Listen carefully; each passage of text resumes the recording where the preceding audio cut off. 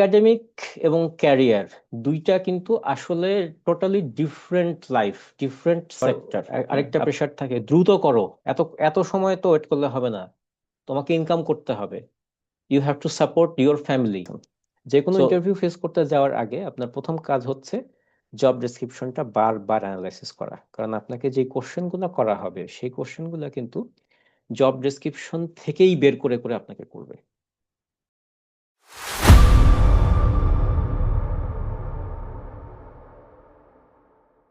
আচ্ছা, এবার আমরা academic grooming versus career grooming এ প্রবেশ করছি। সো একাডেমিক এবং ক্যারিয়ার দুইটা কিন্তু আসলে totally different life, different sector. হ্যাঁ, আপনি ক্লাসরুমে একরকম ভাবে চলেছেন, আর আপনি যখনই ওয়ার্ক প্লেসে প্রবেশ করবেন তখন সেটা ভিন্ন জগৎ, ভিন্ন দুনিয়া, এবং তার জন্য আপনার প্রপার প্রিপারেশন থাকা দরকার। তো আপনি যখন একাডেমিক সাইডে থাকছেন, একটা ইউনিভার্সিটির আন্ডারে থাকছেন, তখন আসলে আপনার কোন কোন বিষয়গুলোকে ফোকাস করে সেটা বাম সাইডে দেখেন, একাডেমিকের আন্ডারে দেওয়া আছে যে একাডেমিক্স এর ক্ষেত্রে আপনার পারফরমেন্স মেজারমেন্টটা হয় কিন্তু মূলত মার্কস দিয়ে। আপনি প্রচুর জানেন কিন্তু আপনি পরীক্ষায় খুব খারাপ করেছেন, এটা আপনার জন্য আসলে কোনো রেজাল্ট নিয়ে আসলো না। সো আপনি কিন্তু আসলে আইডেন্টিফাইড হবেন যে আপনি একজন poor student. At the same time আমরা ক্যারিয়ারে আসি। ক্যারিয়ারে স্কিল, এই জিনিসটা সব থেকে বেশি গুরুত্বপূর্ণ, যে আপনি কতটা দক্ষ, আপনি যেই কাজটা করেন সেই কাজটা আপনি কতটা দক্ষতার সাথে করেন। আপনি ধরেন একজন গ্রাফিক্স ডিজাইনার, আপনি ডিজাইন করতে পারেন কিন্তু আপনি জানেন যে আসলে ডিজাইন কিভাবে করতে হয়, বাট আপনি খুব বেশি দিন কাজটা করেননি। সো আপনাকে কোনোভাবে কিন্তু স্কিলফুল বা দক্ষ বলা যাবে না। অথবা আরেকটা এক্সাম্পল দিই, যে আপনি গাড়ি কিভাবে চালাতে হয় ইউ নো ভেরি ওয়েল, কিভাবে আপনি ইউটিউবের টিউটোরিয়াল দেখে দেখে শিখে ফেলেছেন যে how to drive A manual car and at the same time how to drive A auto কার। কিন্তু আপনি কখনো স্টিয়ারিং এ বসেননি, গাড়ির ড্রাইভিং সিটে কখনো বসেননি, এবং আপনি জানেনও না, মানে প্র্যাকটিক্যালি আপনি ইউ কান্ট ড্রাইভ এ কার। তো তার মানে কিন্তু আপনি স্কিলড না, গাড়ি চালানোতে আপনি স্কিলড না। সো আমি যদি গাড়ি চালানোতে স্কিলফুল হতে পারি, ওটাতে আমাকে খুব ভালোভাবে স্কিলড হতে হবে। স্কিলড হতে পারলে আমার ক্যারিয়ারের পারফরমেন্সটা আসলে আমার স্কিলের উপরেই ডিপেন্ড করেই হয়, এবং আপনার প্রমোশন, ইনক্রিমেন্ট, আপনি কত উপরে উঠবেন, কত দূর যাবেন, সেই সব জিনিসগুলোই কিন্তু আপনার স্কিলের উপরে বেস করে হয়। আচ্ছা, আবার আসি আমরা একাডেমিকে। একাডেমিকে আপনার একটা সিলেবাস থাকে, কিন্তু ক্যারিয়ারে ওইভাবে আপনাকে কোনো কিন্তু সিলেবাস আপনি পাবেন না। হ্যাঁ, এখানে আপনার বিহেভিয়ার দিয়ে আপনাকে উঠতে হবে। আপনি যত ভালো কমিউনিকেশন করতে পারবেন তত ভালো আপনি, এবং তত দ্রুত আপনি উপরের দিকে উঠে যাবেন। আমি বিভিন্ন কোম্পানিতে দেখেছি যে সেলসের সেলসের ম্যান পাওয়ারটা কিন্তু সব কোম্পানিতেই সব থেকে বেশি হয়, এবং সেলস টিমটা সব থেকে বড় হয়। তো এই সেলস টিমটাতে দেখা যায় যে এক একটা অর্গানাইজেশন ভেদে কোনো কোম্পানিতে 100, 200, 500, 1000, 3000ও আছে। আমি এমন কোম্পানিতেও কাজ করেছি যেখানে 3000 সেলস ফোর্স আমি পেয়েছি। সো এই 3000 সেলস ফোর্সের মধ্যে আসলে জেনারেল ম্যানেজার অফ সেলস কয়জন হন? হয়তো হাতে গোনা 5জন হতে পারেন সর্বোচ্চ। এর বাইরে হয়তো আমরা খুব বেশি জিএম লেভেল পাই না বা হেড অফ সেলস পাই না। তো এই পর্যায়ে আসলে তারা কেন উঠতে পারেন? এক হচ্ছে তাদের কমিউনিকেশন এবং বিহেভিয়ারাল এবং অ্যাটিটিউড দিয়ে, এই তিনটা জিনিসকে দিয়ে তারা মূলত ওই সমস্ত পজিশন গুলা হোল্ড করেন। এই বিহেভিয়ার বা অ্যাটিটিউডে দেখবেন যারা পোর, তারা একটা সার্টেন লেভেল পর্যন্ত উঠে কিন্তু তারা আটকে যায়, এরপরে আর তারা উঠতে পারে না। So back to academic, last phase হচ্ছে আপনার বিভিন্ন এক্সাম দিতে হবে। আর ক্যারিয়ারের ক্ষেত্রে আপনি হয়তো ব্যাংকে যদি চাকরি করেন তাহলে আপনাকে প্রমোশনের জন্য এক্সাম দিতে হয় বা ইন্টারভিউ দিতে হয়। অ্যাপার্ট ফ্রম ব্যাংকিং সেক্টর, আপনার পারফরমেন্স বা আপনি কতটুকু টার্গেট অ্যাচিভ করছেন সেটার উপরে বেস করে আপনার পারফরমেন্সটা মেজারমেন্ট হবে। সো আপনাকে টার্গেট দেওয়া হলো 100 কোটি, আপনি যদি অ্যারাউন্ড 90 crore না করতে পারেন, সেক্ষেত্রে আপনি টার্গেটের খুব বেশি কাছাকাছি পৌঁছাতে পারেননি। So you are not a good performer. আর যারা 100 এক্সিড করছে তারা তো আরো টপ পারফরমার হিসেবে অর্গানাইজেশনে থাকে। সো আপনার ক্লাসরুমের সাথে কিন্তু আপনার ক্যারিয়ারের বিস্তর ফারাক, বা এটা আসলে পার্থক্যটা অনেক, যেটা আপনি যখনই ওয়ার্ক প্লেসে প্রবেশ করবেন দেখবেন যে আপনার একটা ভিন্ন জগতে প্রবেশ করেছেন, এবং সেখানে অনেক কিছু আপনাকে দেখে দেখে দেখে দেখে শিখতে হয়। তো এই শেখাটাই যদি আপনার আগে হয়, একটা ক্যারিয়ার জগতে বা আপনার কর্পোরেট লেভেলে আপনি প্রবেশ করার আগে যদি এই গ্রুমিংটা আপনার হয়, সেক্ষেত্রে আপনি কিন্তু 8-10 জন থেকে এগিয়ে থাকবেন। কারণ আমরা যেটা দেখি যে যখনই কোনো সিভি আমাদের সামনে আসে, সিভি রাইট আপ দেখলেই কিন্তু আমরা মোটামুটি বুঝে ফেলতে পারি যে আসলে how smart the candidate is, কতটুকু তার স্মার্টনেস আছে, কতটুকু ক্যাপাবল হি ইজ। এই জিনিসটা আমরা সিভি দেখলেই কিন্তু বুঝতে পারি অনেকটা। কারণ এখনকার যুগে যত সাপোর্ট ইকুইপমেন্ট আছে, আপনার এআই থেকে শুরু করে আরো অনেক সাপোর্টিভ ইকুইপমেন্ট পাবেন। তো এগুলো ব্যবহার করে দেখা যায় যে আপনার সিভিটাকে আপনি এমন ভাবে তৈরি করতে পারেন যে দেখলেই বোঝা যায় যে না, তার মধ্যে কোনো একটা কোয়ালিটি আছে। সো আমি টপিক থেকে দূরে সরে যাচ্ছি, ক্যারিয়ার গ্রুমিং এর মধ্যে আমরা এই স্লাইডে আলোচনা করব। তো ক্যারিয়ার গ্রুমিং এবং একাডেমিক গ্রুমিং, একাডেমিক গ্রুমিং এ বেসিক্যালি আপনাকে, আপনি কিভাবে আপনার যে সাবজেক্ট গুলা আছে সেই সাবজেক্ট গুলাতে আপনি কিভাবে টপ স্কোর করবেন বা আপনি ভালো মার্কস পাবেন, সেই জিনিসটাই আপনাকে এখানে শেখানো হয়।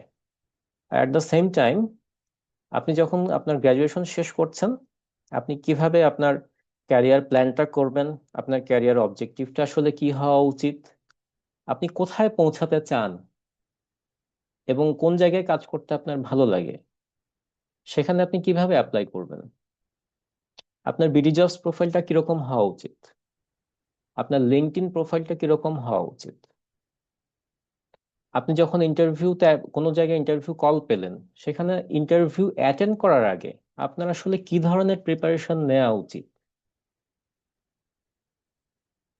তারপর আপনার নেগোসিয়েশন, ওই কোম্পানির সাথে আপনার নেগোসিয়েশনটা কিভাবে হওয়া উচিত।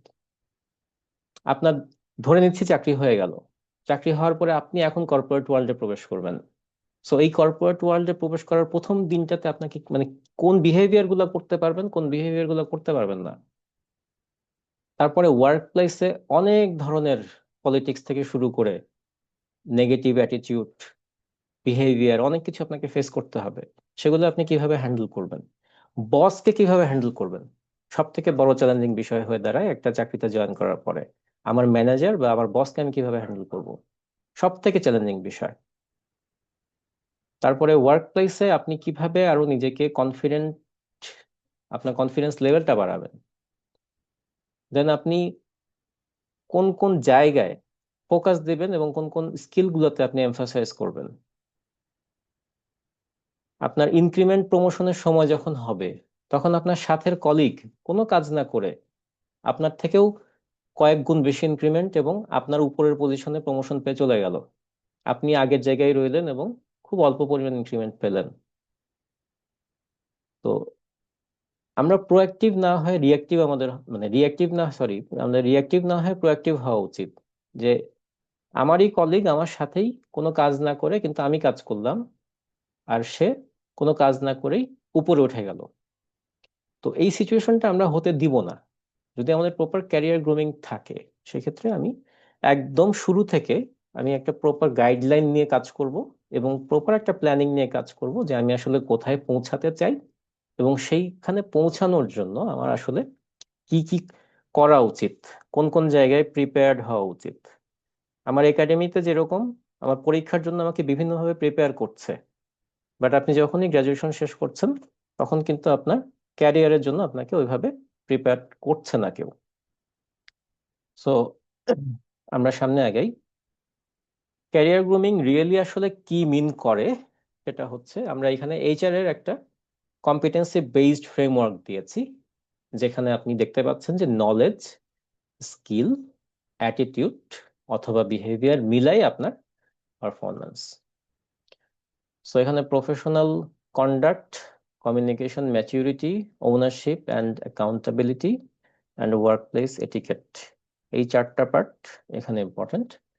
সো আমি আসলে এখানে সবকিছু ফোকাস করব না, জাস্ট একটা জায়গা, সেটা হচ্ছে অ্যাটিটিউড বা বিহেভিয়ার। এই জায়গাটা নিয়ে আমি একটু কথা বলতে চাচ্ছি। নলেজ, আবারও যদি আমি গাড়ি চালানোর এক্সাম্পল দেই, আপনি জানেন যে how to drive A car,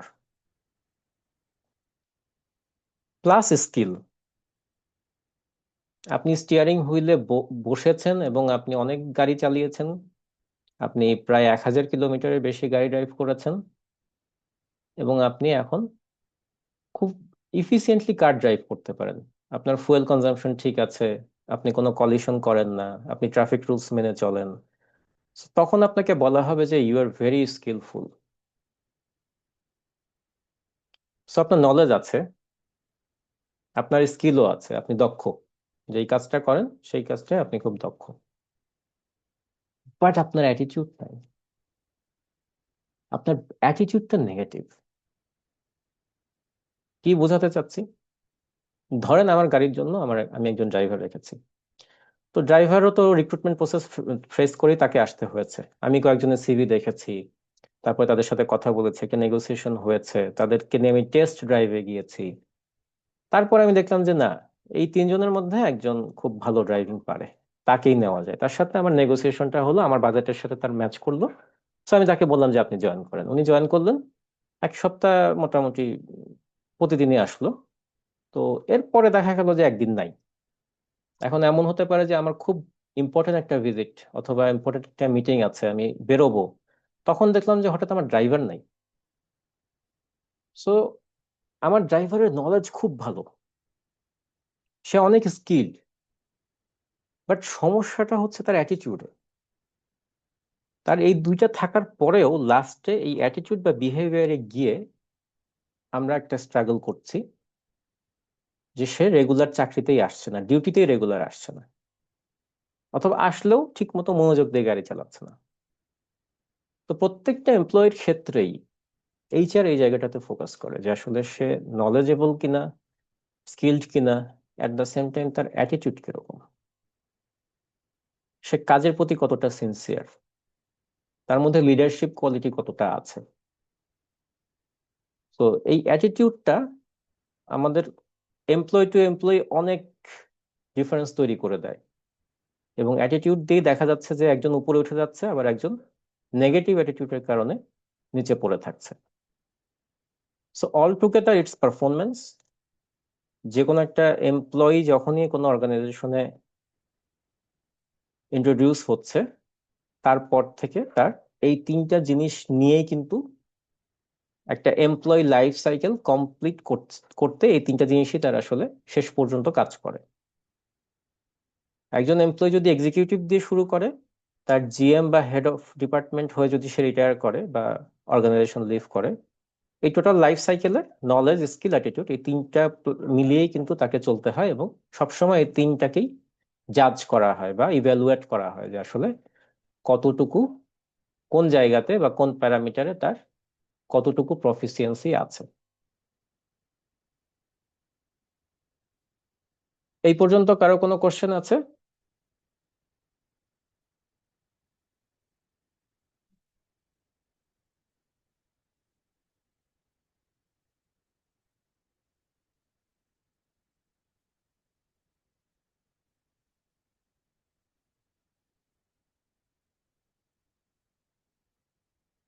hopefully no.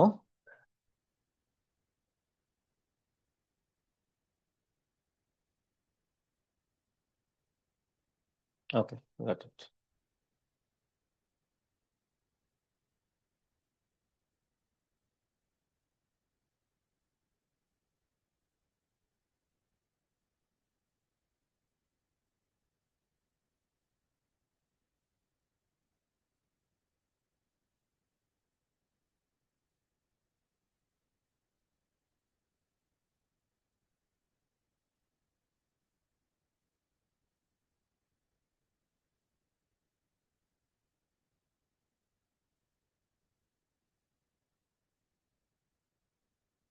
আচ্ছা, ক্যারিয়ার গোলস আমাদের ক্ষেত্রে এত বেশি কনফিউজিং কেন? বাম পাশের যে ছবিটা আমি দেখাচ্ছি, এই ছবিটাতে দেখেন যে আসলে মোস্ট অফ দ্য গ্রাজুয়েটস যখন গ্রাজুয়েশনটা কমপ্লিট করে তখন তার মধ্যে কিন্তু এইরকম একটা, এই ছবির মতোই একটা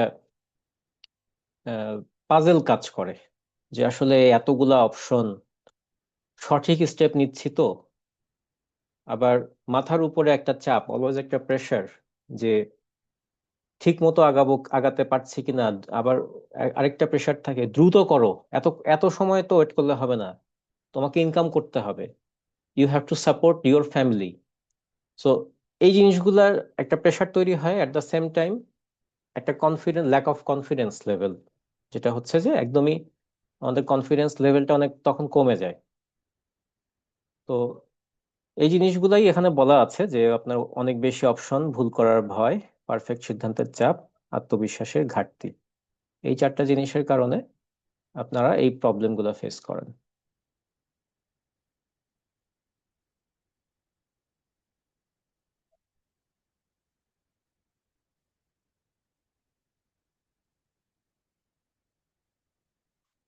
100%, ওকে, এগ্রিড।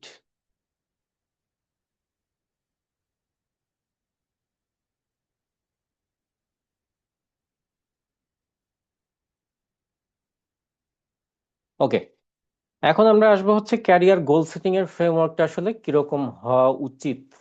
তো এর জন্য আপনার যেটা করতে হবে সেটা হচ্ছে যে নর্থ স্টার আপনার নর্থ স্টার আইডেন্টিফাই করতে হবে। এটাকে ইকিগাই টু ফ্রেমওয়ার্ক বলে। তো ইকিগাই টু ফ্রেমওয়ার্কে নর্থ স্টারের আরেকটা বাংলা আছে, সেই বাংলাটা হচ্ছে যে আপনার ধ্রুব তারা। আমরা আকাশে তো অনেক তারা দেখি, তো এর মধ্যে ধ্রুব তারা আমরা ছোটবেলা থেকেই শুনে এসেছি। সো এই ধ্রুব তারা খুঁজে বের করা, তো আপনি যদি আপনার ক্যারিয়ারের ধ্রুব তারা খুঁজে বের করতে পারেন, তাহলে সেটা আপনার ক্যারিয়ার গোলটা সেট করতে অনেক হেল্প করবে। Okay? তো এখানে আসলে কি কি বিষয় আপনার গুরুত্বপূর্ণ, আপনার কোন কাজটা করতে অনেক ভালো লাগে, what are we good at, আপনার কোন কাজে আপনি ভালো, what does the world need, এই পৃথিবী আসলে কি দরকার, what can we be paid for, আমরা কোন কাজটা করলে সেটার জন্য অন্যরা আমাদেরকে পেমেন্ট দিবে। সো আমি এমন কিছু করতে খুব পছন্দ করি যেটার আসলে গ্লোবাল কোনো ভ্যালু নাই। ধরেন আমি টাইপরাইটার মেশিনে বসে টাইপ রাইটিং করতে অনেক পছন্দ করি, বাট এখনকার যুগে আসলে টাইপরাইটারের তো কোনো ভ্যালু নাই। তবে হ্যাঁ, আপনি যদি কম্পিউটারে টাইপ করতে পারেন, অনেক ভালো টাইপিং স্পিড থাকে, সেক্ষেত্রে আপনার ভ্যালু আছে।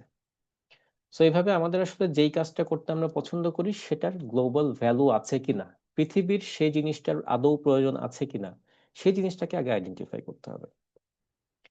What are we good at, এখন কোন কাজটা আমি ভালো পারি। এজন্য আমরা একটা সহজ ফর্মুলা ফলো করি সবাই, সেটা হচ্ছে যে go back to your school. আপনি যখন হাই স্কুলে পড়তেন বা কিন্ডারগার্টেনে পড়তেন, সেই সময় আপনার কোন কাজটা আপনার ফ্রেন্ডরা বলতো, আরে দোস্ত তুই তো এই কাজটা খুব ভালো পারিস।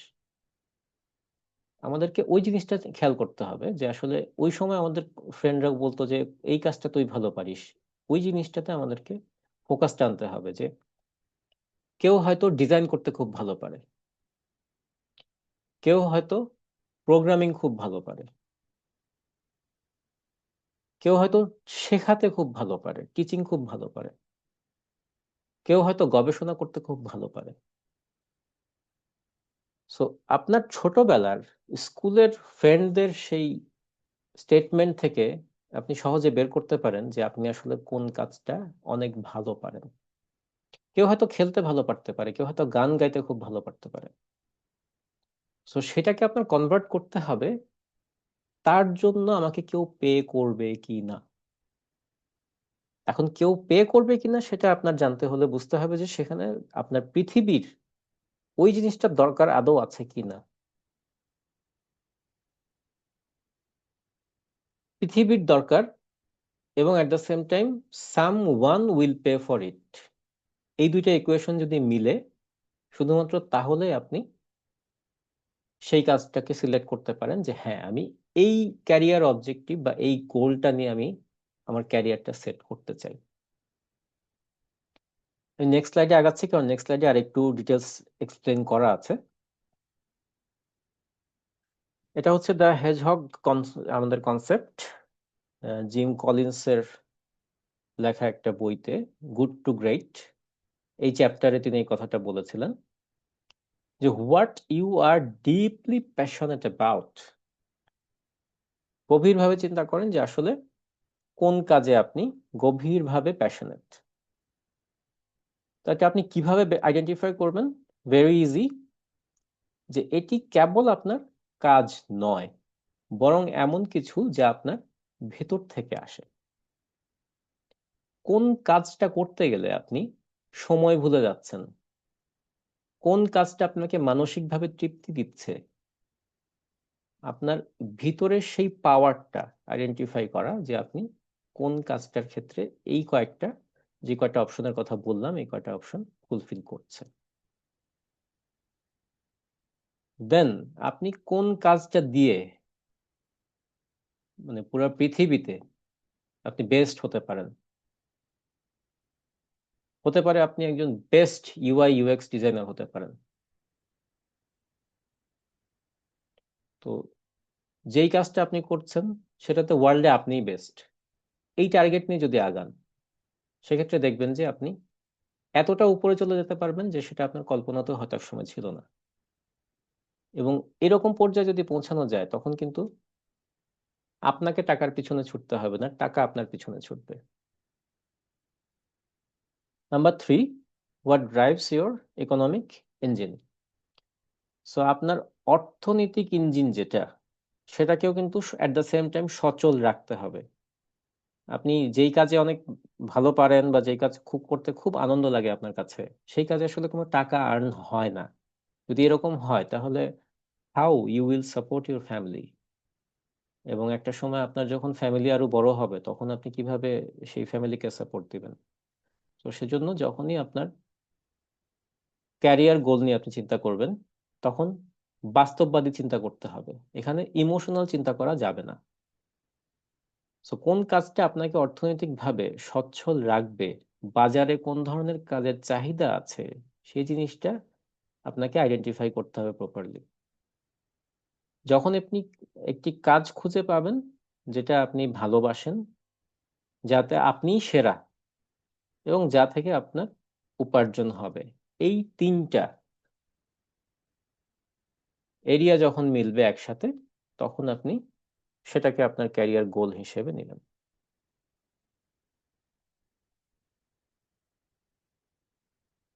Any question?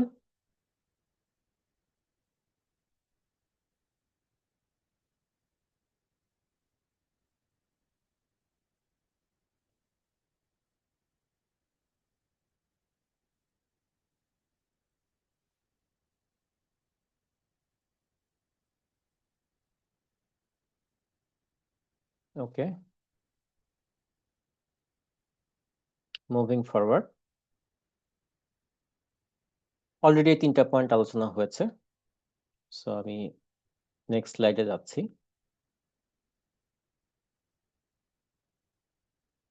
Okay, the 5 year delusion versus the 1 year sprint. So এখানে আপনি 5 বছর না, 1 বছর 1 বছর করে একটা স্কিল টার্গেট করে আগাবেন। আমরা এইচআর থেকে অনেক সময় দেখা যায় যে বিভিন্ন জব সার্কুলারে মাল্টিটাস্কিং লেখা থাকে, এই জিনিসটা লেখা থাকে যে মাল্টিটাস্কিংটা লাগবে। হ্যাঁ, আমরা মাল্টিটাস্কিংটাকে প্রেফার করি অবভিয়াসলি, কিন্তু যখনই আমরা কোনো স্কিলের বিষয়ে আসে, তখন কিন্তু আমরা বেশিরভাগ ক্ষেত্রে একটা স্কিলকে ফোকাস করি, যে এই স্কিলটাতে আপনি যদি মাস্টার হতে পারেন, তাহলে আমরা আপনাকে চুজ করব। সো অনেকেই দেখা যায় যে একটা লং টার্ম টার্গেট নিয়ে আগাচ্ছে, যে 5 বছরে আমি আসলে 5 বছর পরে এই এই স্কিলগুলো আমি শিখে এই স্কিলে অভিজ্ঞ হব।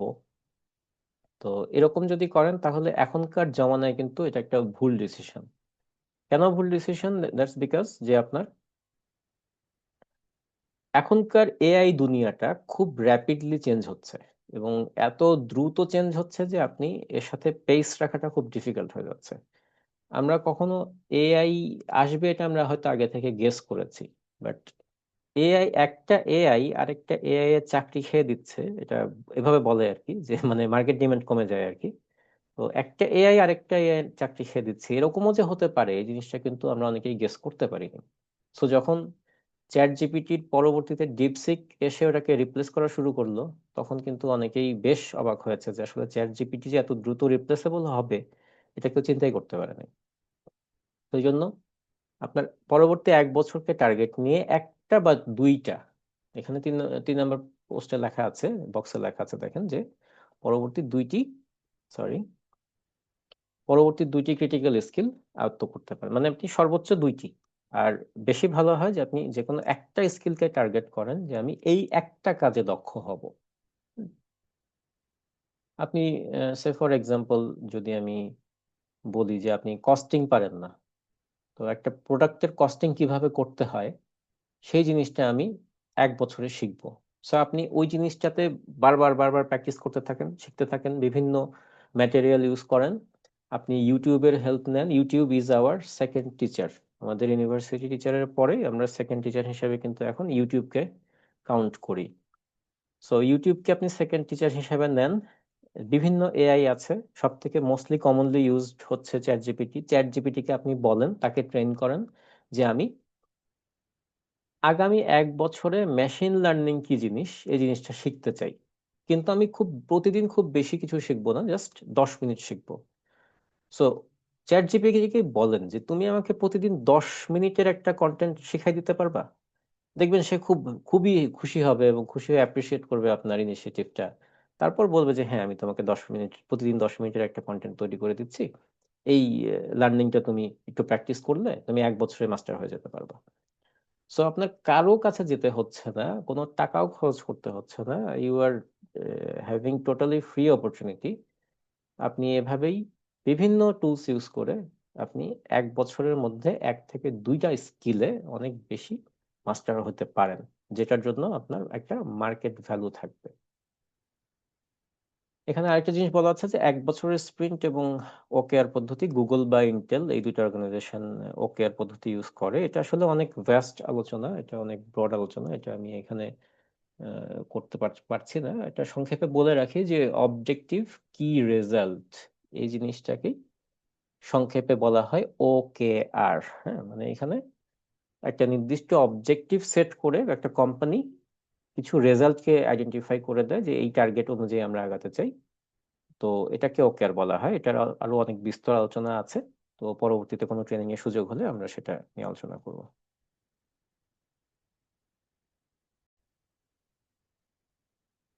জি, রেকর্ডিং শুরু হয়েছে।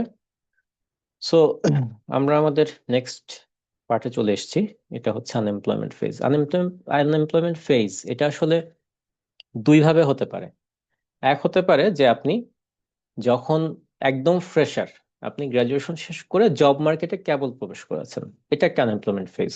আরেকটা আনএমপ্লয়মেন্ট ফেজ হতে পারে যে আপনি আগে একটা জবে ছিলেন, এখন কোনো কারণে আপনি ক্যারিয়ার ব্রেকে আছেন। সো দুটার মধ্যে একটু পার্থক্য আছে। সো যেটাই হোক, এই আনএমপ্লয়মেন্ট ফেজটাকে বাংলাদেশি আমরা মনে করি যে এটা আসলে একটা অভিশপ্ত সময় বা একটা বাজে সময়, কিন্তু এটা আসলে কিন্তু একটা অপরচুনিটি। আমার যখন সবগুলো দরজা বন্ধ, তখন আমার একটা অপরচুনিটি হচ্ছে যে আমি I will create a new door for myself.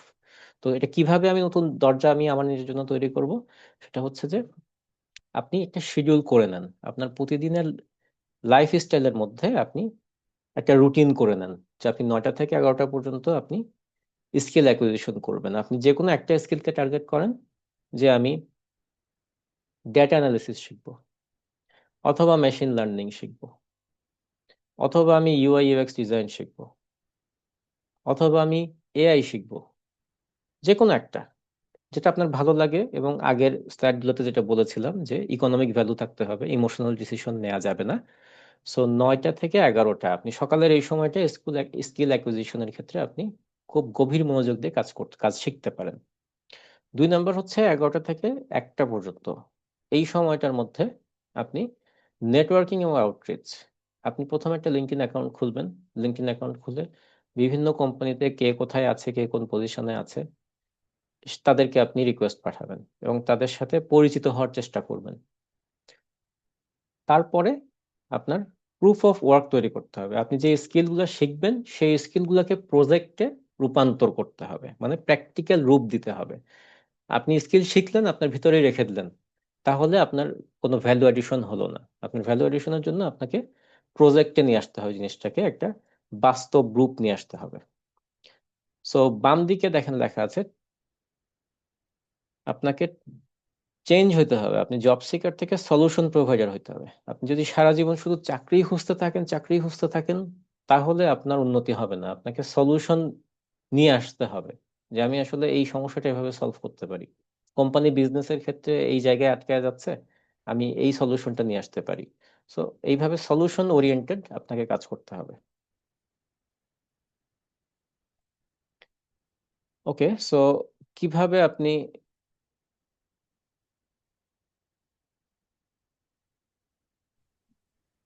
ভাই একটা প্রশ্ন ছিল। জি প্লিজ। ভাই আপনি যে কিছুক্ষণ আগে বললেন যে আমরা যে স্কিল গুলো গেইন করতেছি সেটা আমাদের প্রজেক্টের মাধ্যমে দেখাইতে পারলে ভালো হয়, লাইক সো আমার এখন একটা লিঙ্কডইন আছে, ধরা যাচ্ছে যে আমি হয়তো এক্সেলে খুব ভালো করতেছি, এট দ্য সেম টাইম পাওয়ার বিআই শিখতেছি। এখন জি, এগুলাকে আমি অ্যাকচুয়ালি কিভাবে মানে একটা প্রজেক্ট আকারে লিঙ্কডইনে দেখাবো, কারণ আমি মানে ফ্রেশ আর কোনো অর্গানাইজেশন আমি নাই, তো মানে আমার কাজ আমি কিভাবে বুঝাতে পারি যেগুলো আমি ভালো মতো শিখতেছি বা এটাতে আমার একটা স্কিল আছে।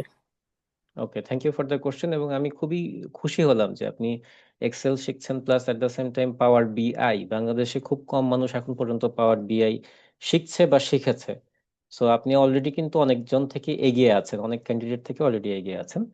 তো এটার ক্ষেত্রে খুব ভালো আপনি কিন্তু প্রজেক্ট বা একটা নেটওয়ার্কিং এর মাধ্যমে আপনি নিজেকে প্রুফ করতে পারেন। প্রুফ অফ ওয়ার্কটা কিভাবে হবে আপনার? আপনি আপনার মোবাইল ফোন হোক বা কম্পিউটার হোক, সেই স্ক্রিনটাতে আপনি একটা কাজ করছেন, হ্যাঁ। সে ফর এক্সাম্পল আপনি এক্সেলে, মাইক্রোসফট এক্সেলে ভি লুকআপ দিয়ে কিভাবে ডেটা বের করতে হয়, অথবা পিভট পিভট টেবিল ইউজ করে কিভাবে আপনি একটা সামারি তৈরি করতে হয়, রিপোর্টিং করতে হয়, এই জিনিসের একটা ছোট্ট ভিডিও করলেন।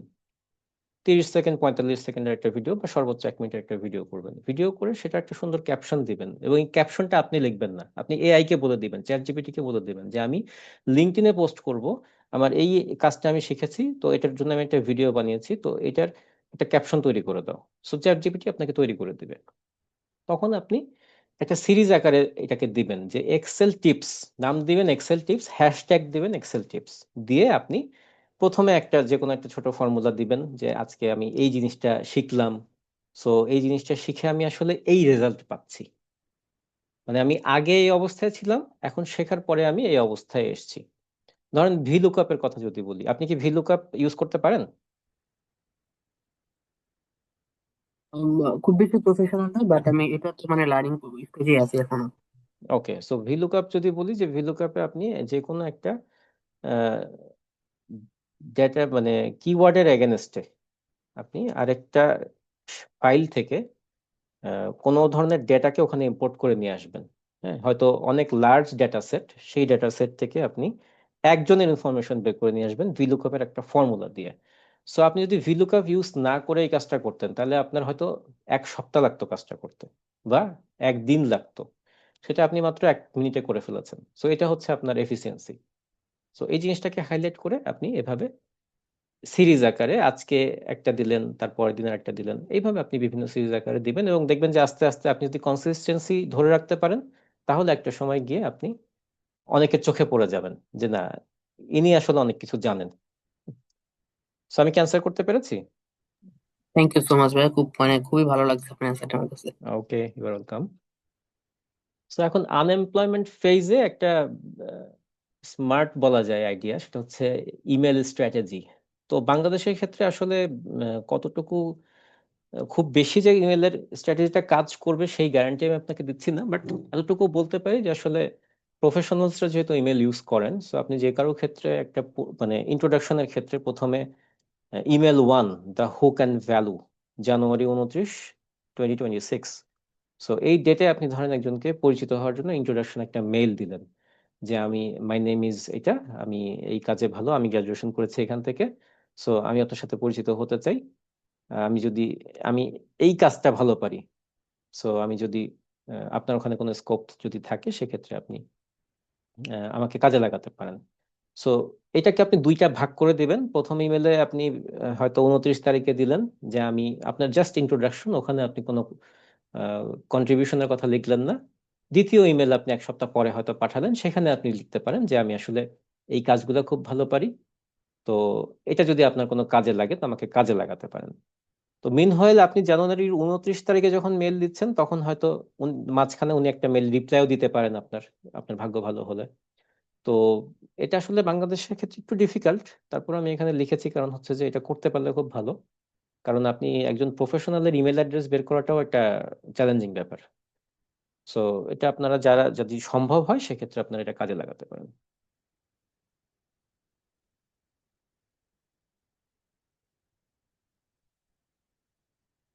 মুভিং ফরওয়ার্ড, তাহলে আনএমপ্লয়মেন্ট স্ট্র্যাটেজিক্যালি আপনি কিভাবে ইউটিলাইজ করবেন? 1 নম্বর হচ্ছে আপনার রুটিন থাকতে হবে, স্কিল বেসড বিভিন্ন প্রজেক্ট থাকতে হবে এবং মার্কেট এক্সপোজার থাকতে হবে। যে ভাইয়াটা একটু আগেই বললেন যে লিঙ্কডইনে কিভাবে উনি ওনার এক্সেল টিপসটাকে হাইলাইট করতে চায়, এটা হচ্ছে একটা perfect example for market exposure. আমি আহ, যদিও একজন আনএমপ্লয়েড এর এক্সাম্পল না, তারপর একটা এক্সাম্পল দেই আপনাদেরকে, যে আসলে লিঙ্কডইনে আমি একজনকে দেখেছি। আমি যেহেতু একজন এইচআর প্রফেশনাল, আমার পুরা বাংলাদেশের অলমোস্ট অধিকাংশ কোম্পানির এইচআর এর সাথেই লিঙ্কডইনে কানেক্টেড আমি আছি। তো বিভিন্ন এইচআর প্রফেশনালস এর বিভিন্ন অ্যাক্টিভিটিস আমি রেগুলারলি দেখি। তো সেখানে আমি একজনকে দেখেছি যে উনি একজন একটা রিনাউন্ড কোম্পানির এইচআর ম্যানেজার হিসেবে আছেন, বাট ওনার এডুকেশনাল ব্যাকগ্রাউন্ড অতটা টপ নচ না। তো মোটামুটি একটা লেভেলের এডুকেশনাল ব্যাকগ্রাউন্ড ওনার। তো এর সাথে যেটা উনি করেন, যে উনি ওনার প্রত্যেক দিনের অ্যাক্টিভিটিস গুলা, মানে দিনের অ্যাক্টিভিটিস বলতে আসলে অর্গানাইজেশনাল অ্যাক্টিভিটিস, অর্গানাইজেশনটাকে ডেভেলপ করার জন্য প্রতিদিন যেই অ্যাক্টিভিটিস গুলা করছেন সেটাকে উনি প্রতিদিন লিঙ্কডইনে পোস্ট করেন বা একদিন দুদিন গ্যাপে গ্যাপে পোস্ট করেন। তো এতে যেটা হলো, বছরখানেক যাওয়ার পরে মানুষজন বুঝতে পারলো যে আসলে এই নামে একজন এইচআর ম্যানেজার আছেন, যিনি একটা রিনাউন্ড কোম্পানিতে কাজ করেন। এর আগে ওনাকে কেউ চিনতো না। উনি জিনিসটাকে কনসিস্টেন্সি ধরে রাখলেন, উনি ওনার বিভিন্ন লার্নিং, বিভিন্ন অ্যাক্টিভিটিস, বিভিন্ন প্রজেক্ট রেগুলারলি লিঙ্কডইনে দিচ্ছেন। একটা পর্যায়ে ওনার এক্সপোজার এতটা ভালো হয়ে গেল যে উনি এখন, আমি ওনাকে দেখি বিভিন্ন সেমিনারে কি নোট স্পিকার হিসেবে উনি অ্যাটেন্ড করছেন, স্টেজে অ্যাটেন্ড করছেন। সো ইট ওয়াজ অ্যামেজিং যে আসলে উনি যে ব্যাকগ্রাউন্ড থেকে আসছেন এবং ওনাকে কেউ চিনতো না, বাট উনি কিভাবে দেখেন যে জাস্ট একটা জিনিস ফলো করে উনি কিন্তু এক্সপোজারটা তৈরি করে ফেলেছেন এবং এখন ওনার বেশ যথেষ্ট পপুলারিটি। সো এনিওয়ে, ডেইলি রুটিনের ব্লু প্রিন্ট কিছু আছে: learn, practice, apply, reflect. So প্রথমে শিখবেন, তারপরে প্র্যাকটিস করতে হবে। প্র্যাকটিস ছাড়া আপনার প্রথম স্টেজে আপনি সারা জীবন আটকে থাকবেন। সো প্র্যাকটিস করার পরে যখন দেখবেন যে পারফেক্ট হচ্ছে, তখন আপনি আপনার পার্সোনাল অথবা প্রফেশনাল লাইফে সেটা অ্যাপ্লাই করবেন। অ্যান্ড লাস্ট যেটা, রিফ্লেকশন, মানে আপনাকে চিন্তা করতে হবে যে আসলে এর থেকে ইমপ্রুভ কিভাবে করা যায়। সো এটা আপনার ডেইলি একটা রুটিনের ব্লুপ্রিন্ট হিসেবে থাকবে। এটা টোটাল আপনার, আমরা যেটা বলেছিলাম যে 90 ডেজ এর আপনি একটা ব্লুপ্রিন্ট পাবেন আমাদের এই ওয়েবিনার থেকে। So learn, practice, apply and reflect. আচ্ছা, এখন আমরা আসি হচ্ছে ইন্টারভিউ ফেজে। আমরা যখন ইন্টারভিউ নিতে যাই তখন দেখা যাচ্ছে যে অনেক ভালো প্রোফাইলের সিভি, বাট নার্ভাস হয়ে গেছে অথবা ভয় পাচ্ছে, ঠিক মতো জানা জানা উত্তরগুলো ঠিক মতো অ্যান্সার দিতে পারছে না। তো এটা কেন হয়? ফিয়ার অফ রিজেকশন, যে আমি ভয় পাই যে আমার হয়তো যদি আমাকে চাকরিটা না দেয়, যদি বাদ হয়ে যায় আমি।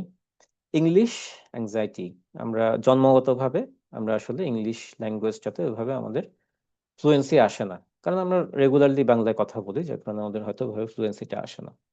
আর আমাদের লিমিটেড এক্সপোজার থাকে, এটা একটা ব্যাপার। আর আরেকটা জায়গাতে আমাদের ভয় কাজ করে, সেটা সেটা আমি এখানে লিখিনি। সেটা হচ্ছে যে আমরা যখন কোনো ইন্টারভিউ দিতে ইন্টারভিউ ওয়েটিং রুমে যাই, তখন যখন আমি অন্য ক্যান্ডিডেটদেরকে দেখি, দেখে আমার মাথা খারাপ হয়ে যায়, হায় হায়, এরা তো আমার থেকে ড্যাম স্মার্ট, তো আমার তো তাইলে কোনো সুযোগ নাই। এই যে এই জায়গা থেকে কিন্তু স্টার্টিংটা হয়, আমার কনফিডেন্সটা নিচে নামা শুরু হলো ওই সময় থেকে।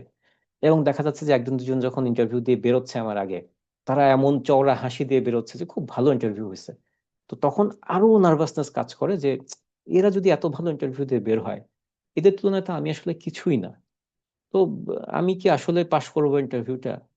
এই ভয়গুলো আসলে কাজ করে। তো এখান থেকে বেরোনোর একটাই উপায়, যে আমাদের প্র্যাকটিস করতে হবে। আচ্ছা, কনফিডেন্স ফর্মুলা কি বলছে? কনফিডেন্স ফর্মুলা বলছে যে প্রিপারেশন, এটাকে আপনার মাল্টিপ্লাই করতে হবে প্র্যাকটিসে, এবং এর সাথে এক্সপোজার থাকতে হবে। Before anything else, preparation is the কি টু সাকসেস। সো যে কোনো সাকসেসের আগে আপনার প্রিপারেশনটা খুব বেশি জরুরি। আপনি এখন ধরেন ঢাকা থেকে চিটাগাং যাবেন, তো আপনার ব্যাগ গোছানো নাই, তো তার মানে আপনার সাকসেসফুলি কিন্তু আপনি ট্রাভেলটা করতে পারবেন না, আপনি কোনো না কোনো জায়গায় গিয়ে আটকে যাবেন। So confidence is a byproduct of preparation. একদম বামে দেখেন, এখানে খুব গুরুত্বপূর্ণ একটা কথা লেখা আছে যে confidence is a byproduct of preparation. So byproduct কি? যখন আপনি যে কোনো একটা জিনিস প্রডিউস করেন, প্রডিউস করার সময় সাথে যদি অন্য কোনো জিনিস অটোমেটিক্যালি চলে আসে। যেমন আমরা যদি গ্যাস প্রোডাকশনের কথা চিন্তা করি, গ্যাসের একটা বাই প্রোডাকশন কিন্তু তেল বা জ্বালানি। হ্যাঁ, আপনি যখন মাটির নিচ থেকে গ্যাস উঠাবেন তখন বাই প্রোডাক্ট হিসেবে ওর সাথে তেল উঠে আসবে, এটা আপনাকে পরবর্তীতে আলাদা করতে হবে দুইটাকে। তো আপনি যদি প্রিপারেশন নিতে থাকেন, প্রপারলি প্রিপারেশন নেন, সেক্ষেত্রে কনফিডেন্স অটোমেটিক্যালি চলে আসবে। আপনি যত বেশি প্রিপারেশন নেবেন, তত বেশি কনফিডেন্স আপনার মধ্যে কাজ করবে। আচ্ছা, ইন্টারভিউ হ্যাকিং, এখানে আমি ইন্টারভিউ কিভাবে আসলে ভালোভাবে ফেস করতে হবে সেটা নিয়ে আমি এখানে কিছু হ্যাক আপনাদের শিখিয়ে দিই। প্রথমত হচ্ছে যে আপনার নলেজ থাকতে হবে আপনি কোন ইন্টারভিউ ফেস করতে যাচ্ছেন। যে কোনো ইন্টারভিউ ফেস করতে যাওয়ার আগে আপনার প্রথম কাজ হচ্ছে জব ডেসক্রিপশনটা বারবার অ্যানালাইসিস করা, কারণ আপনাকে যে কোশ্চেনগুলো করা হবে সেই কোশ্চেনগুলো কিন্তু জব ডেসক্রিপশন থেকেই বের করে করে আপনাকে করবে। সবার আগে হয়তো শুরু হবে ইন্ট্রোডিউস ইউরসেলফ। এই ইন্ট্রোডিউস ইউরসেলফের হাজারো ফরম্যাট আপনারা ইউটিউবে পাবেন। আপনার যেটা ভালো লাগে সেটাকে আপনি অনেকবার প্র্যাকটিস করেন, প্র্যাকটিস করলে দেখবেন যে আপনি এত সুন্দরভাবে ফ্লুয়েন্টলি বলতে পারছেন যে আপনি নিজেই আশ্চর্য হয়ে যাবেন। তো এই জিনিসটা আমরা প্র্যাকটিস করে যাই না, যার কারণে ইন্টারভিউ বোর্ডে গিয়ে যখন বলা হয় যে ইন্ট্রোডিউস ইউরসেলফ, তখন আমরা নার্ভাস হয়ে যাই বা আটকে যাই। আমার অনেক ভালো কিছু ক্যাপাবিলিটিস হয়তো ছিল, অনেক ভালো অ্যাচিভমেন্ট ছিল, সেটাকে আমি বলতে ভুলে যাই, মিস করে ফেলি। পরবর্তীতে বাসায় আসার পরে মনে হয় হায় হায়, এই জিনিসটা তো বলা হলো না, এটা হলে তো চাকরি হয়েই যাইতো আমার। তো কেন হলো এটা? কারণ হচ্ছে যে আপনি আগে প্রিপারেশন নেননি। So, আপনার নলেজ থাকতে হবে যে আসলে আপনাকে কি টাইপের কোশ্চেন করবে। তো এক্ষেত্রে একটা শর্টকাট ওয়ে আমি নিজেও ফলো করি, আপনাদেরকেও শিখিয়ে দিই। সেটা হচ্ছে যে আমি নিজেও যখন কোনো জব ইন্টারভিউ ফেস করতে যাই এখন, আমি অ্যাজ এ এইচআর, আমি তো সবসময় ইন্টারভিউ নিব বিষয়টা তা না। আমাকে অনেক সময় ইন্টারভিউ, আমাকেও ইন্টারভিউ ফেস করতে হয়, হ্যাঁ, চাকরির জন্য। তো এনিওয়ে, এখন ইন্টারভিউতে যাওয়ার আগে আমি যেটা করি যে ওই জব সার্কুলার তো আমার কাছে সেভ করাই থাকে, যে যেখানে যেখানে আমি অ্যাপ্লাই করি সেটা আমার সেভ করা থাকে। তো ওই জব সার্কুলারটা আমি চ্যাট জিপিটি কে দিয়ে দিই, দিয়ে বলি যে আসলে এই হচ্ছে আমার জব জব পজিশন, এই পজিশনের জন্য আমি ইন্টারভিউ ফেস করতে যাচ্ছি। তো এটার এগেনস্টে কি কি ধরনের কোশ্চেন করতে পারে। তো চ্যাট জিপিটি দেখা যায় যে মোটামুটি অ্যারাউন্ড 70 to 75% আমাকে হেল্প করে, মানে যে অ্যান্সার গুলো দেয় তার মধ্যে অ্যারাউন্ড 75% অ্যান্সারই দেখা যায় যে ভেরি রিলিভেন্ট, এবং ওর মধ্যেই হয়তো কোশ্চেন গুলো করে। তো এটা আপনি কিভাবে আইডেন্টিফাই করবেন? ভেরি সিম্পল, জব ডেসক্রিপশন দেখে। এবং স্ট্রাকচার যেটা থাকে যে একটা সিকোয়েন্সে কিন্তু ইন্টারভিউটা হয়, যে প্রথমে আপনাকে জিজ্ঞেস করবে ইন্ট্রোডিউস ইউরসেলফ, তারপরে আপনি কোথায় আছেন, কি করছেন, কোন ইউনিভার্সিটি থেকে আপনি কমপ্লিট করেছেন, ইউনিভার্সিটিতে আপনার এক্সপিরিয়েন্স কি ছিল, সেখানে কি আপনি কোনো ক্লাবের সঙ্গে যুক্ত ছিলেন কিনা, অথবা আপনি যেখানে কাজ করছেন এখন সেখানে কিভাবে কাজগুলো করছেন। তারপরে লাস্টে হয়তো আপনাকে জিজ্ঞেস করবে যে আপনি এখন কত টাকা স্যালারি পাচ্ছেন। ফ্রেশারদের ক্ষেত্রে জিজ্ঞেস করবে যে আপনি কত টাকা হলে জয়েন করতে পারবেন। তো একটা স্ট্রাকচার থাকে, এই জিনিসগুলো সম্পর্কে আগে একটু অ্যানালাইসিস করা যে আসলে ইন্টারভিউর স্ট্রাকচারটা কিরকম। তো এটাও আপনি ইউটিউব, চ্যাট জিপিটি যথেষ্ট হেল্প পাবেন।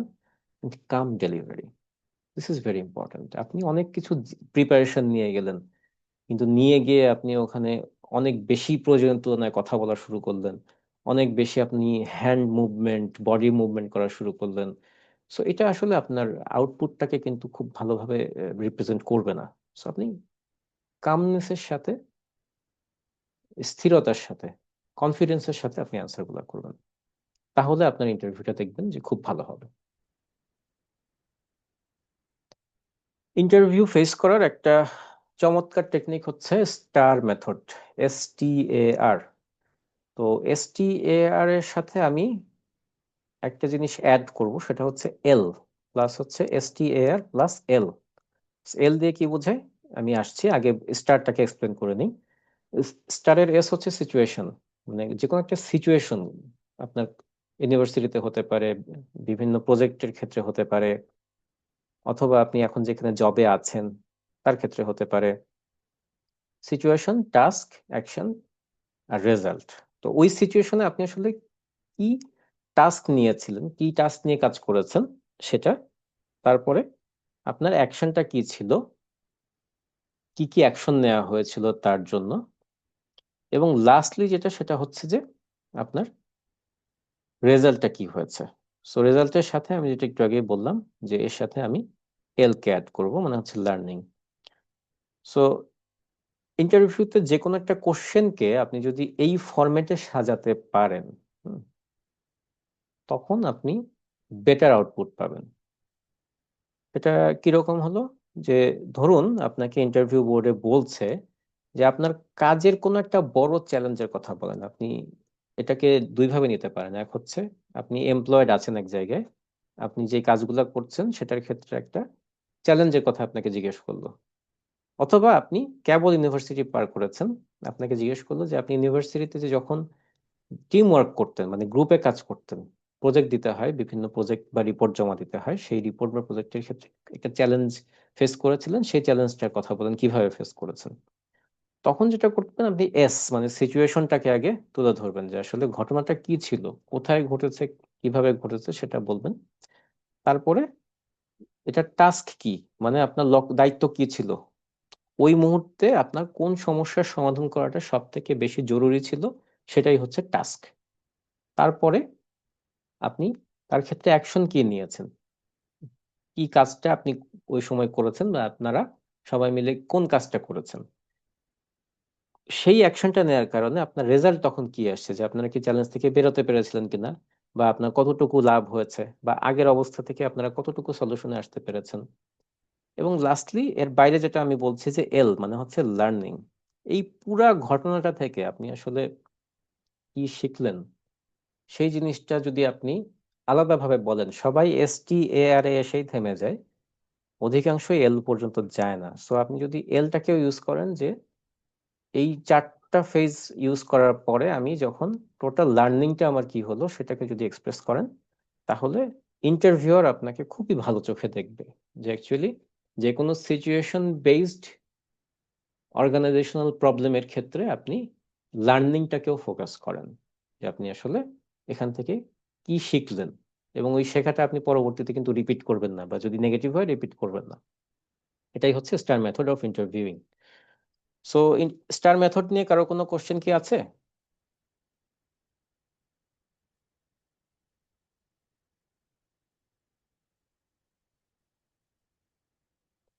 Hopefully no.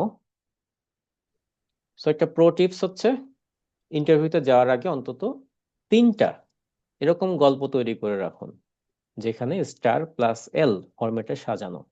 এতে হবে কি, আপনি ঘাবড়ে না গিয়ে আত্মবিশ্বাসের সাথে উত্তর দিতে পারবেন।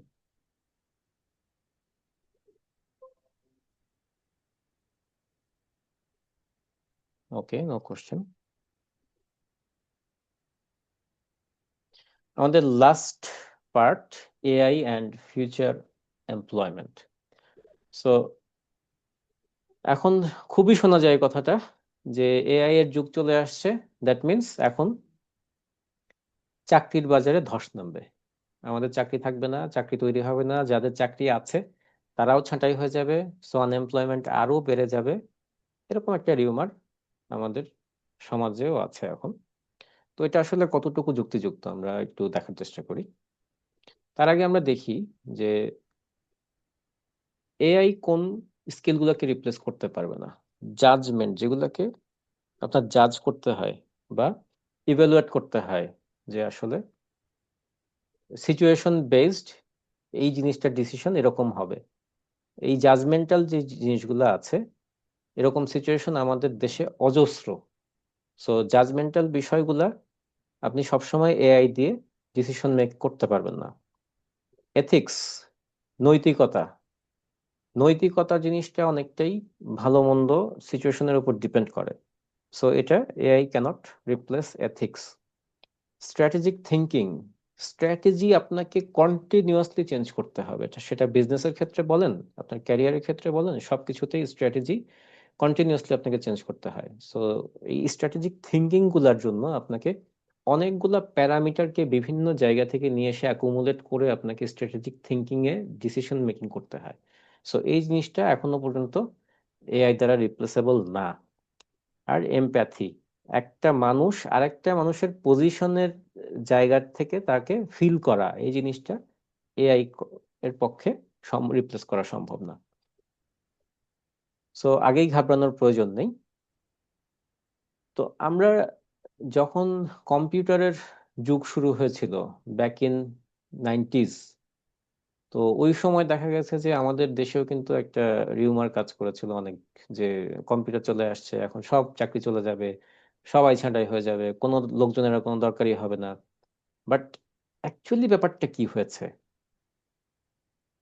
আসলে কি তাই হয়েছে, নাকি যারা কম্পিউটারটাকে শিখে নিয়েছে, শিখে নিয়ে এখন কাজের ক্ষেত্রে কাজে লাগাচ্ছে, তারা কিন্তু এগিয়ে গেছে? আর ধরেন একজন কম্পিউটার চালানো শিখেনি, সে কিন্তু এখন পর্যন্ত যদি কোনো চাকরিতে ঢোকে বা কোনো জবে ঢোকে, সর্বোচ্চ অফিস অ্যাসিস্ট্যান্ট, এর থেকে বেশি কিন্তু কোনো পজিশন সে পাবে না। সো ঠিক মোটামুটি অনেকটা একই জিনিস এখানে, যে হ্যাঁ, আহ, কিছু কিছু জব হুমকির মুখে, সেটা সত্যি, সেটা আমি এখানে উল্লেখ করেছি। বাট ওয়ার্ল্ড ইকোনমিক ফোরামের রিপোর্ট যেটা বলছে যে 2027 সাল নাগাদ 44% কোর স্কিলস চেঞ্জ হবে। চেঞ্জ হবে কেন? কারণ এটা হচ্ছে এআই এর সাথে অ্যালাইনমেন্ট হয়ে যাবে। সো এটা কিন্তু 44% অনেক বড় একটা পার্সেন্টেজ। আমরা যদি স্কিলের সংখ্যা হিসাব করি, সেক্ষেত্রে স্কিল হয়তো হাজার খানেক হবে, তো বা তার চেয়ে কিছু বেশি হবে। তো এর মধ্যে 44% যদি একটু চেঞ্জ হয়ে যায়, তো এটা কিন্তু সংখ্যাটা বেশ বড়। বাজার কেবল পরিবর্তন হচ্ছে নাকি দ্রুত বিবর্ধিত হচ্ছে।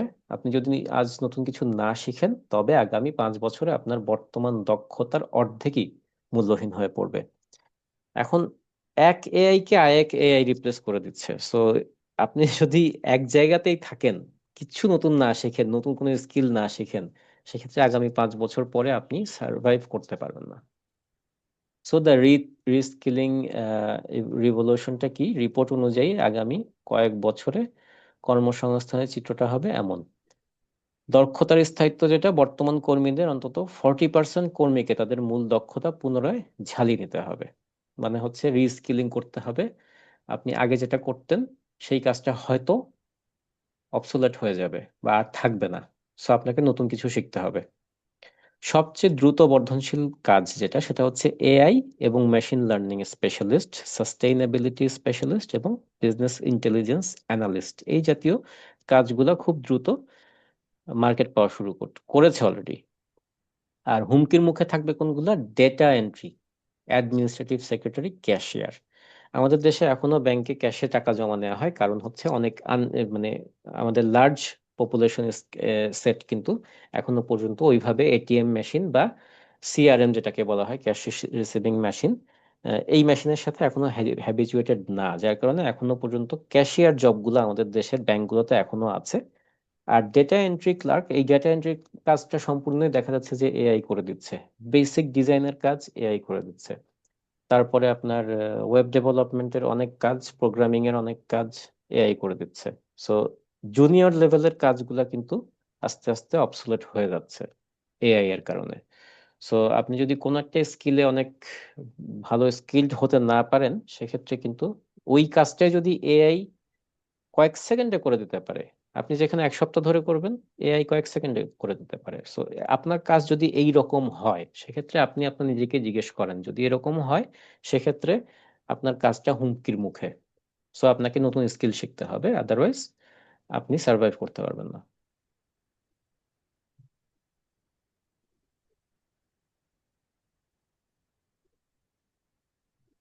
সো ক্যারিয়ার সাকসেশনের ইকুয়েশনটা আসলে কি, আমরা যদিও 11টা বেজে গেছে, তো আমরা অলমোস্ট শেষের দিকে।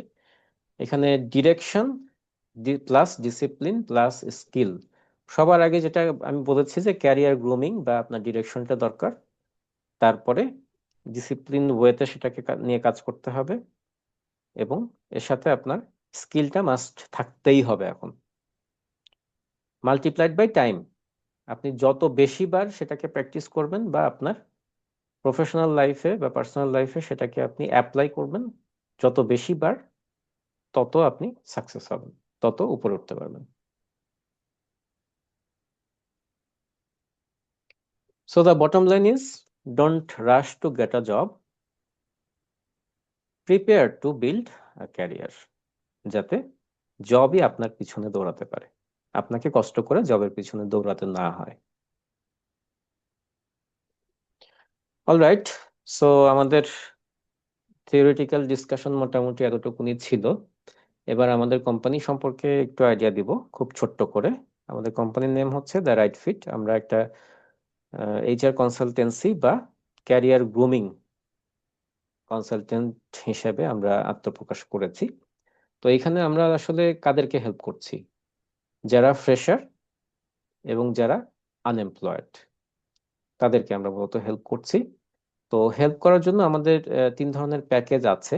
এখানে আপনারা ক্যারিয়ার কাউন্সিলিং থেকে শুরু করে গোল setting, interview practice, basic English for interview, CV writing techniques, cover letter writing techniques, mock interview, business email, workplace etiquettes গুলা, আপনার বিডি জবস প্রোফাইল কিভাবে অপটিমাইজ করবেন, লিঙ্কডইন প্রোফাইলটা কিভাবে সাজাবেন, আপনার পার্সোনালিটিটা কিরকম হবে, পার্সোনাল ব্র্যান্ডিং নিয়ে আপনি কিভাবে কাজ করবেন, তারপর আপনার মাইক্রোসফট এক্সেল ওয়ার্ডের কিছু বেসিক, বিজনেস কমিউনিকেশন সম্পর্কে ধারণা দেওয়া, পাবলিক স্পিকিং, এমপ্লয়মেন্ট ল। খুবই ইম্পর্টেন্ট যে আপনি একটা জায়গায় জবে ঢুকবেন, তার এগেনস্টে আসলে আপনার ল সাপোর্ট কি বলে বা লিগ্যাল গ্রাউন্ড কি বলে, স্যালারি নেগোসিয়েশনের টেকনিক কেমন হওয়া উচিত, এআই অ্যান্ড প্রম্পট ইঞ্জিনিয়ারিংটা ইউজ করে আপনি কিভাবে আপনার কর্পোরেট ওয়ার্ল্ড আরো ভালো করবেন।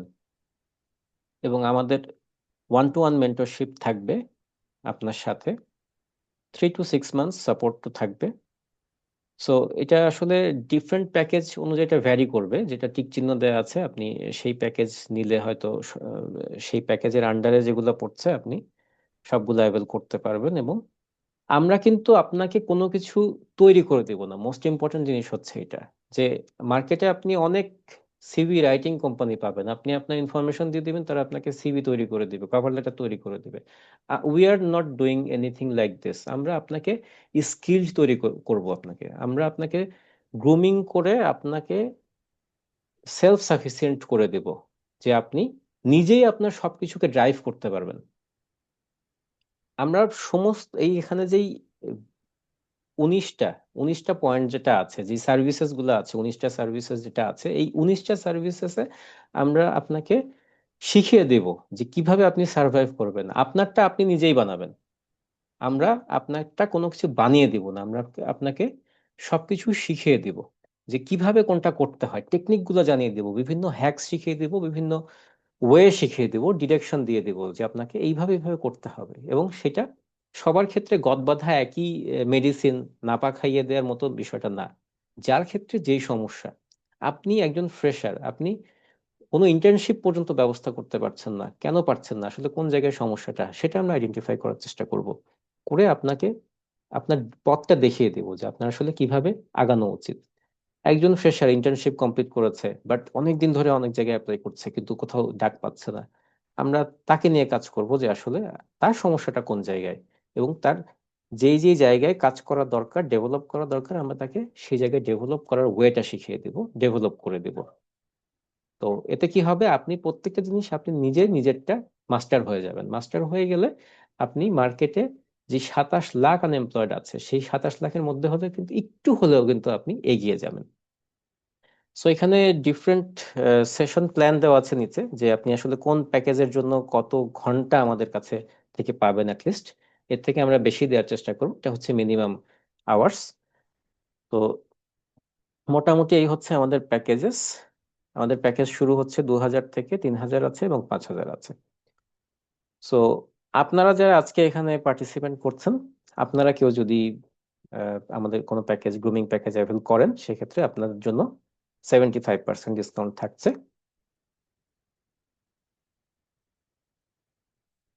So that's all from myself. আপনাদের যদি টোটাল ডিসকাশনের উপরে কারো কোনো কোশ্চেন থাকে, ইউ আর ওয়েলকাম।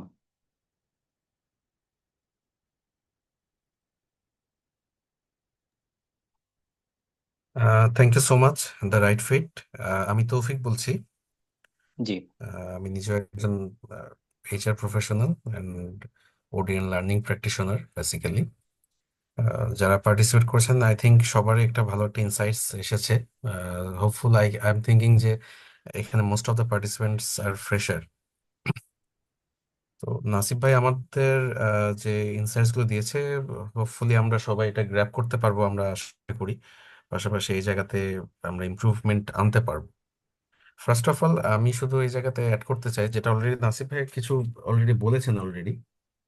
আমি জাস্ট অ্যাডিশনালি জিনিসগুলো বলি। আমাদের যে এডুকেশন সিস্টেম, সেই এডুকেশন সিস্টেমের সাথে ইন্ডাস্ট্রিয়াল প্র্যাকটিসের ডিফারেন্সটা প্রায় অনেকখানি। আমরা বলতে পারি যে আমরা যখন আসছি ইন্ডাস্ট্রিতে, তখন এটা আমাদের কাছে প্রায় 80 থেকে 90% ডিফারেন্স। সো এই ডিফারেন্সটা অ্যাকচুয়ালি কাভার আপ করার কাজ কিন্তু স্টুডেন্ট যারা এখন রানিং স্টুডেন্ট আছেন তাদের নিজেদেরই। সো ইন্ডাস্ট্রি রেডি স্কিল সাধারণত শুরুতেই পাওয়া যায় না, বাট রেডি স্কিলটা নিতে হয়। সো নেওয়ার জন্য ডেফিনেটলি আপনাকে নিজেই নিজেকে গ্রুমড আপ করতে হবে। আই থিঙ্ক এই জায়গাতে আপনাকে খুঁজে বের করতে হবে যে আপনি যে ইন্ডাস্ট্রিতে ঢুকতে চাচ্ছেন, সেই ইন্ডাস্ট্রি আসলে প্রি রিকোয়ার্ড স্কিলগুলো কি কি। মোস্টলি কমন আমরা সফট স্কিলের কথা বলি। হ্যাঁ, সফট স্কিল ইজ 100% ম্যান্ডেটরি, যেটা খুবই প্রয়োজন। আমার কমিউনিকেশন, আমার অ্যাটিটিউড, আমার বিহেভিয়ার। তার পাশাপাশি ডেফিনেটলি কিছু টেকনিক্যাল স্কিলও দরকার। এর মধ্যে খুব কমনলি আমরা এক্সেল, পাওয়ার বিআই এগুলো আগে থেকে শিখে যাওয়া বেটার। আর পাশাপাশি হচ্ছে আমরা ইন্ডাস্ট্রি ওয়াইজ কেউ যদি অ্যাকাউন্টস প্র্যাকটিশনার হই, সেক্ষেত্রে আমার কি কি জিনিস প্রথমেই জানা দরকার। কেউ যদি এইচআর প্র্যাকটিশনার হই, সেক্ষেত্রে কি জানা দরকার। কেউ অথবা ফার্মাসিস্ট, তার জন্য কি কি জানা দরকার। সো এই জিনিসগুলো আমরা যদি পয়েন্ট আউট করে কিছুটা নলেজ আগে থেকে নিয়ে যেতে পারি, তো সেই জায়গায় আমরা ইন্টারভিউ বোর্ডগুলোতে আনবিটেবল হব। সো এই জায়গাতে আমরা চাই যে একটু যারা আছেন সবাইকে আমি একটু রিকোয়েস্ট করতে চাই জায়গাগুলোতে একটু ফোকাসড হওয়ার জন্য। পাশাপাশি আমরা যারা প্র্যাকটিশনাররা, যারা বেসিক্যালি রিক্রুটমেন্ট অ্যান্ড ট্যালেন্ট অ্যাকুইজিশনের মানে মুদ্রার এই পিঠে যারা কাজ করি, আপনারা যারা আছেন তারা তো ওই পিঠে, বাট আমরা যারা এই পিঠে কাজ করি, তারা কিন্তু ফর্মালি কিন্তু এই জিনিসগুলো চাই যে প্রেশার আসছে, ওকে, নো ইস্যু, বাট প্রায়োরিটি দিচ্ছি কাকে? যার ভিতর কিছু রেডি স্কিল অলরেডি আছে, যেটা আমার ইন্ডাস্ট্রির জন্য দরকার। তো এই জায়গাগুলোতে আমরা কিন্তু বেশি প্রায়োরিটি দিই। সো এটা আসলে আমার মানে মুখ্য বিষয় আমার ডিসকাশনের। That's it. Thank you Nasib ভাই।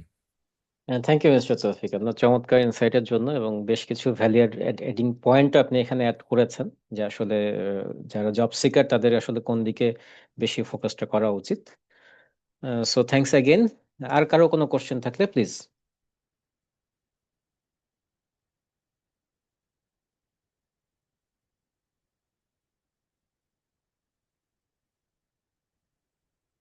So hopefully no.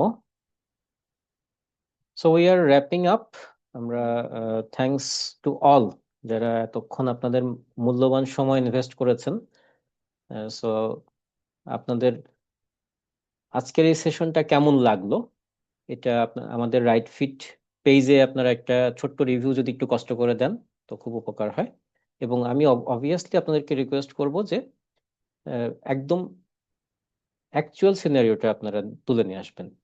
মানে গদ বাঁধা ভালো হয়েছে খারাপ হয়েছে আমি এরকমটা আসলে আপনার কাছে চাচ্ছি না। আমি চাচ্ছি যে আসলে যেহেতু আমরা নতুন শুরু করেছি, সো আসলে আমাদের এরিয়া অফ ইমপ্রুভমেন্টটা কোন জায়গায় হওয়া উচিত, এবং আপনার লাইফে আসলে কতটুকু কাজে লেগেছে আজকের এই সেশনটা, এই ব্যাপারে যদি ছোট্ট করে দুইটা লাইন যদি একটু মূল্যবান সময় থেকে আপনারা দিতে পারেন, তো বড্ড উপকার হয়। আপনারা আমাদের পেজে রিভিউ অপশনে গিয়েও দিতে পারেন, অথবা আমাদের রাইট ফিটের মেসেঞ্জারেও আপনারা দিতে পারেন। সো আমরা আজকের মতো এখানে শেষ করছি। সবাইকে অসংখ্য ধন্যবাদ এবং আপনারা সবাই ভালো থাকুন। পরবর্তী কোনো সেশনে দেখা হবে ইনশাল্লাহ। সেই পর্যন্ত থ্যাংক ইউ সো মাচ। আসসালামু আলাইকুম।